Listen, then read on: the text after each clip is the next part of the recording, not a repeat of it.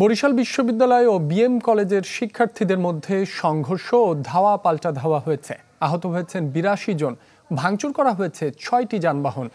গত রাতে এ ঘটনা ঘটে। পুলিশ জানায়, সোমবার রাতে জমি নিয়ে দ্বন্দ্বে বিএম কলেজ সমন্বয়ক মোস্তাফিজুর রহমান রাফিকে মারধর করে বরিশাল বিশ্ববিদ্যালয়ের শিক্ষার্থীরা। এর জেরে গত রাতে বটতলা এলাকায় বরিশাল বিশ্ববিদ্যালয়ের ২ শিক্ষার্থীকে পেটায় বিএম কলেজের ছাত্ররা। এই খবর ছড়িয়ে পড়লে এক পর্যায়ে সংঘর্ষে জড়ায় দুপক্ষ, হয় ধাওয়া পাল্টা ধাওয়া। পরে সেনাবাহিনীর সদস্যরা ঘটনাস্থলে পৌঁছে পরিস্থিতি নিয়ন্ত্রণে আনে।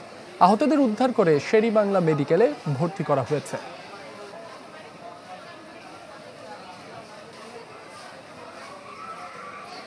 বটতলাতে বিএম কলেজের কিছু শিক্ষার্থী আটকে রেখে ওদের বলা হয়েছে কি চাঁদাবাজি করতে গেছে ওইখানে দোকানে। এই বিএম কলেজের শিক্ষার্থীরা সবাই দেশীয় অস্ত্র নিয়ে, আমাদের যে বিশ্ববিদ্যালয়ের যে বাস ছিল, আমরা ওইখানে প্রায় ৯০ থেকে ১০০ জন শিক্ষার্থী বাসের মধ্যে ছিলাম। ওরা তখনই আমাদের উপরে অ্যাটাক করছে।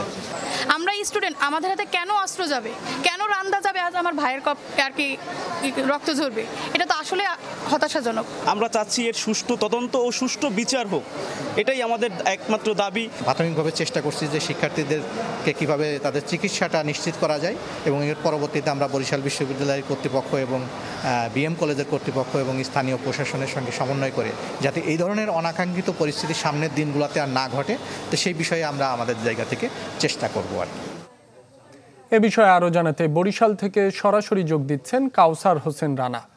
রানা, শিক্ষার্থীদের সংঘর্ষের সর্বশেষ তথ্য কি রয়েছে?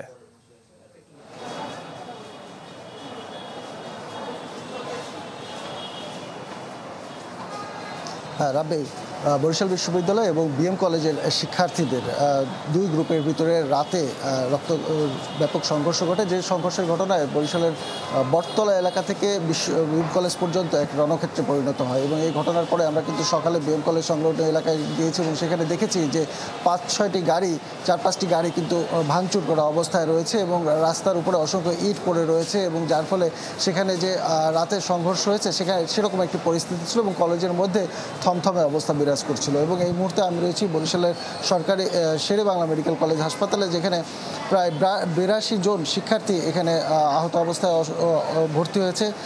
আমাদের সাথে হাসপাতালের চিকিৎসকের কথা হয়েছে, তিনি যদিও জানিয়েছেন যে তেমন খুব গুরুতর অবস্থায় কেউ নেই, তারপরও যেহেতু অনেকেরই মাথায় আঘাত রয়েছে সেই জন্য তাদেরকে অন্তত ৭২ ঘন্টা অবজারভেশনে রাখতে হবে এবং তারপর বোঝা যাবে যে আসলেই তারা সম্পূর্ণ শঙ্কামুক্ত অবস্থায় কিনা।